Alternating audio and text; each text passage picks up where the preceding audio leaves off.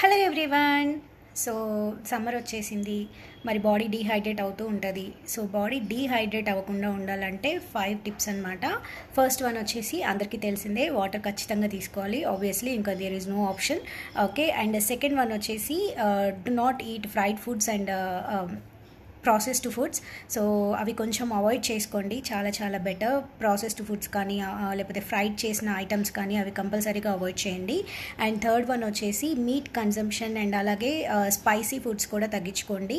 ఎక్కువగా మీట్ అనేది తీసుకోకపోవడం బెటర్ అనమాట. ఎక్కువగా స్పైసీ ఫుడ్స్ కూడా తీసుకోకపోవడం చాలా చాలా better.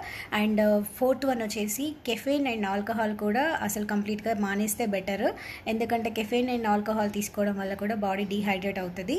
And last one, fifth one వచ్చేసి డు నాట్ స్మోక్. ఎట్టి పరిస్థితుల్లో స్మోకింగ్ అనేది చేయొద్దు. స్మోకింగ్ చేయడం వల్ల ఇంకా డీహైడ్రేట్ అవుతూ ఉంటుంది.